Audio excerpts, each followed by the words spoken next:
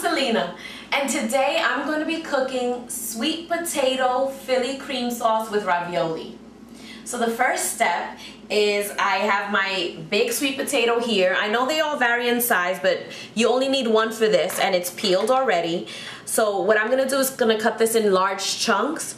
You want to get a pretty sturdy knife because sweet potato can tend to be hard to cut into. So you want something that you can sort of stick your hand in and chop chop. Okay, and we don't have to be fancy with this. Just going to coarse cut it because I'm going to stick it into my pot of boiling water, and that's how we're going to cook that. And the smaller you cut the chunks, the quicker it'll get soft, and we want our food fairly quickly. Okay, so here we go. I have my washed and peeled sweet potato. This one was a big one. And I'm gonna stick it into my water. Just gonna go ahead and throw that in. Doesn't necessarily have to be boiling yet. I'm just gonna add some salt to it. Give it a bit of a stir. Cover it up. And let it do what it do while we finish up. While I do the rest of the recipe. Now, the way this recipe got created was, you know, I'm looking for new, creative, innovative ways to cook all the time. And I don't always want fast food, but I want my food fast, if you know what I mean. So, one day I just looked into my fridge and saw what I had, and I sort of invented something. And so I get kind of inventive because I get bored sometimes, but I still want my food quick because when I'm hungry, I'm hungry. Okay, so what I'm going to do, I'm going to leave this here for now. As a reminder, it only takes about 5 to 7 minutes to cook, and I have some water in the back sort of simmering, so when it comes to a boil, I'm going to stick those in there. I'm going to turn this on, and we're going to start with our sauce for the ravioli. So what I'm going to do is I have chicken base here. You can use a cup of chicken stock, but chicken base is just as good. So what I'm going to do is I'm going to take a cup of water, throw that baby in there, take a pretty leveled spoon of the chicken base, put that in there, put that off to the side. I am going to take 1 clove of garlic. I love garlic, and sort of grate that in there too. You could also use garlic powder if you don't have fresh garlic. Garlic powder is just as good, but I happen to almost always have garlic because I love garlic. We love garlic and onions in this house. Okay, just sort of take the rest of that stuff off the grater, bang that in there because I want all that good stuff.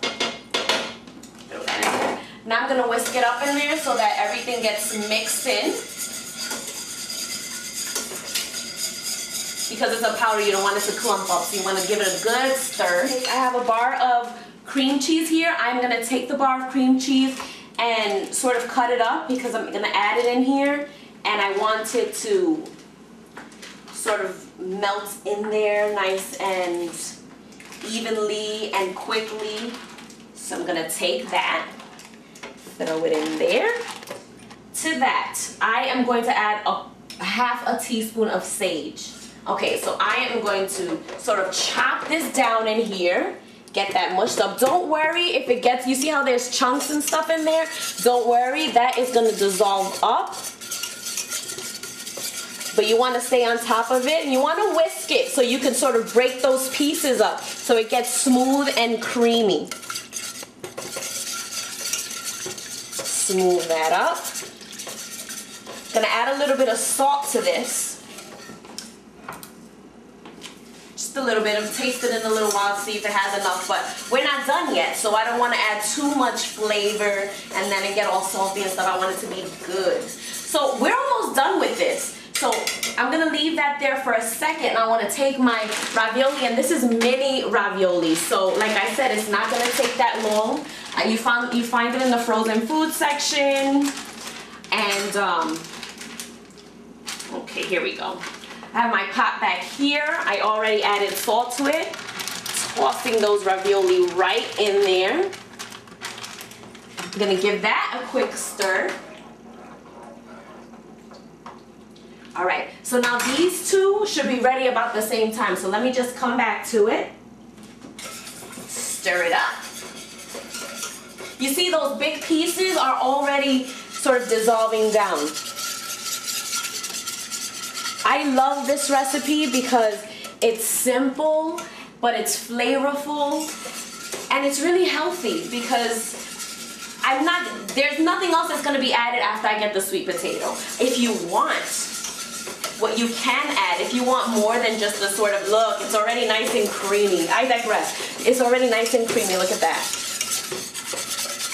You see how it melted down already? So it's not chunky or lumpy or anything like that. It's absolutely perfect, just how I want that. I'm gonna lower the heat a little bit on that. Check on the sweet potato. See how it's going over here.